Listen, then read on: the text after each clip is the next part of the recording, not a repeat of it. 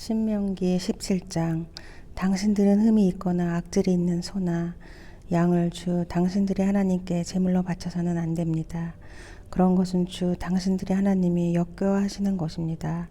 주 당신들의 하나님이 당신들에게 주시는 성읍 안에서나 당신들 가운데서 남자이든 여자이든 주 당신들의 하나님의 눈에 거슬리는 악한 일을 하여 그의 언약을 깨뜨리고 다른 신들을 찾아가서 섬기며 내가 명하지 않은 해나 달이나 하늘의 모든 천체에 엎드려 전하는 사람이 생길 것입니다.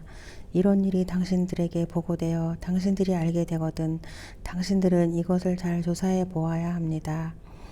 그래서 이스라엘 안에서 이런 역겨운 일을 한 것이 사실로 드러나면 당신들은 남자이든 여자이든 이런 악한 일을 한 사람을 당신들 성문 밖으로 끌어내어 돌로 쳐서 죽여야 합니다. 그런데 사람을 죽일 때는 한 사람의 증언만으로는 죽일 수 없으며 두세 사람의 증언이 있어야 합니다.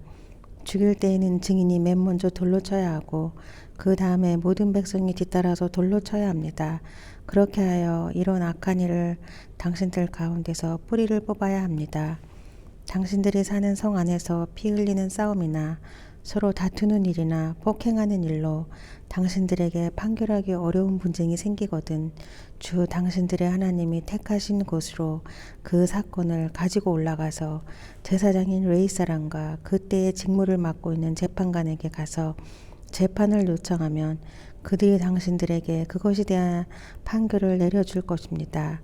당신들은 주님께서 택하신 곳에서 그들이 당신들에게 내려준 판결에 복종해야 하고 당신들에게 일러준 대로 지켜야 합니다. 그들이 당신들에게 내리는 지시와 판결은 그대로 들여서 지켜야 합니다. 그들이 당신들에게 내려준 판결을 어겨서 좌로나 우로나 벗어나면 안 됩니다. 주 당신들의 하나님을 섬기는 제사장이나 재판관의 말을 듣지 않고 거역하는 사람이 있으면 죽여야 합니다. 그렇게 하여서 이스라엘에서 그런 악한 일을 뿌리를 뽑아야 합니다. 그러면 온 이스라엘 백성이 듣고 두려워하여 다시는 아무도 재판 결과를 하찮게 여기지 않을 것입니다. 주 당신들의 하나님이 주시는 그 땅에 들어가서 그 땅을 차지하고 살 때에 주위의 다른 모든 민족같이 당신들도 왕을 세우고 싶다는 생각이 들거든 당신들은 반드시 주 당신들의 하나님이 택하신 사람을 당신들 위에 왕으로 세워야 합니다. 당신들은 결례 가운데서 한 사람을 왕으로 세우고 같은 결례가 아닌 외국 사람을 당신들의 왕으로 세워서는 안 됩니다. 왕이라 해도 군말을 많이 가지려고 해서는 안 되며 군말을 많이 얻으려고 그 백성을 이집트로 보내서도 안 됩니다. 이는 주님께서 다시는 당신들이 그 길로 되돌아가지 못한다고 말씀하셨기 때문입니다.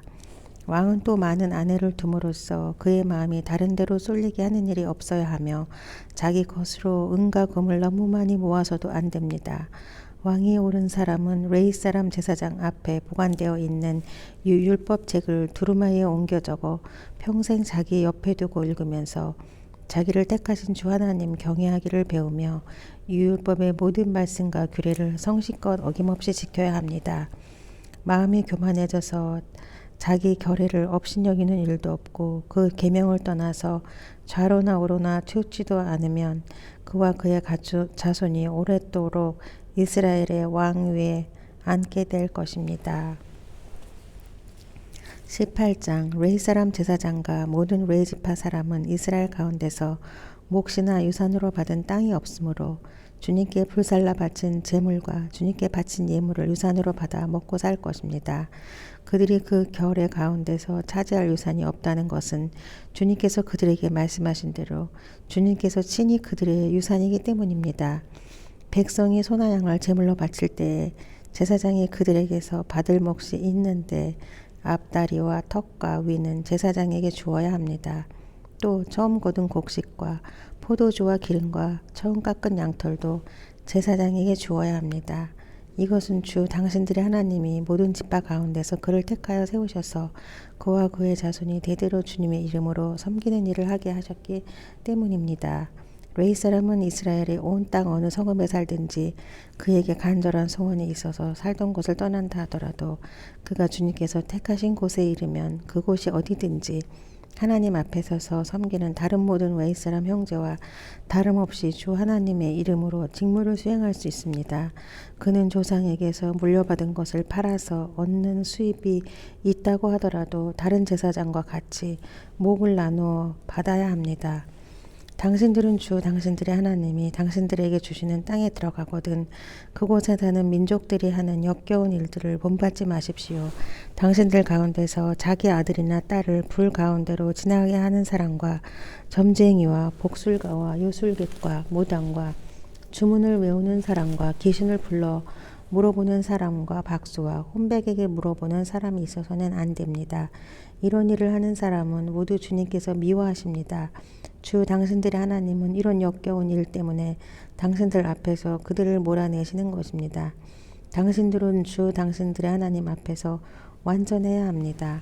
당신들이 쫓아낼 민족들은 점쟁이나 복술가들의 이야기를 듣지만 주 당신들의 하나님은 당신들에게 그런 것을 용납하지 않으십니다. 주 당신들의 하나님은 당신들의 동족 가운데서 나와 같은 예언자 한 사람을 일으켜 세워주실 것이니 당신들은 그의 말을 들어야 합니다. 이것은 당신들이 호렙산에서 총회를 가진 날에 주 당신들의 하나님께 청한 일입니다. 그때 당신들이 말하기를 주 우리 하나님의 소리를 다시는 듣지 않게 하여 주시며 무서운 큰 불도 보지 않게 하여 주십시오. 우리가 죽을까 두렵습니다 하였습니다. 그때 주님께서 내게 말씀하시기를 그들이 한 말이 옳다. 나는 그들의 동쪽 가운데서 너와 같은 예언자 한 사람을 일으켜 세워 나의 말을 그의 입에 담아줄 것이다. 그는 내가 명한 모든 것을 그들에게 다 일러줄 것이다. 그가 내 이름으로 말할 때 내 말을 듣지 않는 사람은 내가 벌을 줄 것이다. 또 내가 말하라고 하지 않는 것을 제 마음대로 내 이름으로 말하거나 다른 신들의 이름으로 말하는 예언자는 죽임을 당할 것이다 하셨습니다. 그런데 당신들이 마음속으로 그것이 주님께서 하신 말씀인지 아닌지를 어떻게 알겠느냐고 말하겠지만 예언자가 주님의 이름으로 말한 것이 그대로 이루어지지 않으면 그 말은 주님께서 하신 말씀이 아닙니다. 그러니 당신들은 제멋대로 말하는 그런 예언자를 두려워하지 마십시오. 19장 주 당신들의 하나님이 당신들에게 주시기로 한 그 땅 거기에 살고 있는 원주민을 주 당신들의 하나님이 멸망시키시고 당신들이 그들을 쫓아내어 그 성읍과 집에서 살게 될 때에 당신들은 주 당신들의 하나님이 당신들에게 차지하라고 주신 땅에서 성읍 셋을 따로 구별하여 놓아야 합니다. 주 당신들의 하나님이 당신들에게 주신 땅을 세 영역으로 구분하여 길을 닦아 모든 살인자가 그곳으로 피신할 수 있게 하십시오. 살인자가 구별된 성읍으로 도피하여 살 수 있는 경우는 다음과 같습니다. 일찍이 미워한 일이 없는 이웃을 뜻하지 않게 죽였거나 어떤 사람이 이웃과 함께 나무하러 숲속으로 들어가서 나무를 찍다가 도끼가 자루에서 빠져나가 친구를 쳐서 그가 죽었을 경우에 죽인 그 사람이 그 구별된 세 성읍 가운데 한 곳으로 피신하면 살 수가 있습니다. 도피성은 평소에 이웃을 미워한 일이 없는 사람이 실수로 이웃을 죽게 하였을 때에 자기의 생명을 구할 수 있는 곳이므로 그 곳까지의 거리가 너무 멀면 피살자의 친척이 복수심에 불타서 살인자를 따라가서 죽일 터이니 거리가 너무 멀어서는 안 됩니다. 내가 새 성읍을 따로 떼어 놓으라고 당신들에게 명령한 이유가 바로 여기에 있습니다.